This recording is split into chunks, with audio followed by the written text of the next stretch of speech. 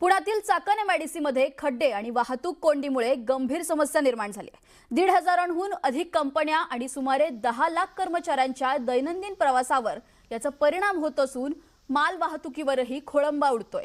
दरवर्षी सुमारे 50,000 कोटी रुपयांचा महसूल देणाऱ्या या उद्योग नगरीत मूलभूत सुविधांचा अभाव असल्याने उद्योग क्षेत्रात तीव्र नाराजी व्यक्त आहे। रस्त्यांची दुरावस्था आणि कायमस्वरूपी वाहतूक नियोजनाची मागणी आता कर्मचाऱ्यांकडून केली जाते।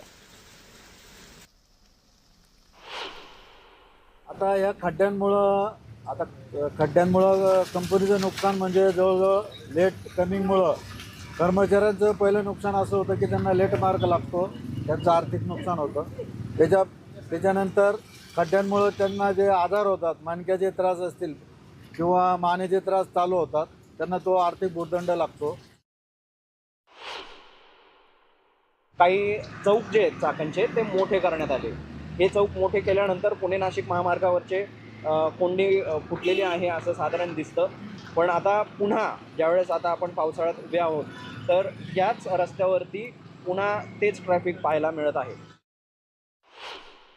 या कामगारांच्या ज्या राहण्याच्या सोयी आहेत त्या आमच्या प्रत्येकी 100 खोल्या इथे चाकणमध्ये रहिवाशांच्या आहेत स्थानिकांच्या।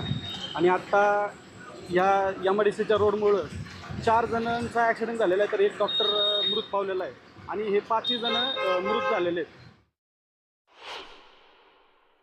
चाकण एमआयडीसीला म्हणता येईल की काही प्रमाणात गळती लागलेली आहे। अनेक कंपन्या बाहेर जाण्याच्या वाटेवरती आहेत आणि त्यामुळं स्थानिक नागरिकांचा सुद्धा खूप मोठा नुकसान यामध्ये आहे।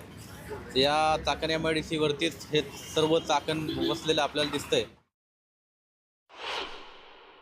आमची सगळ्यांची प्रशासनाला एकच विनंती आहे, आपण एक कठोर भूमिका घेऊन एक कायमस्वरूपी तोडगा या रस्त्यांच्या समस्येसाठी काढायला पाहिजे। कारण की या रस्त्यांच्या दुष्परिणामामुळे वाहनांचे नुकसान होतेच, हा वैयक्तिक नुकसान तर आहेच, पण आरोग्याचं नुकसान या खड्ड्यांमध्ये जाऊन 2 व्हीलरचे ॲक्सिडेंट होतात, त्यांच्या परिवाराला मेडिकल खर्च, हॉस्पिटलचा खर्च हा यांना सामोरे जावं लागतं।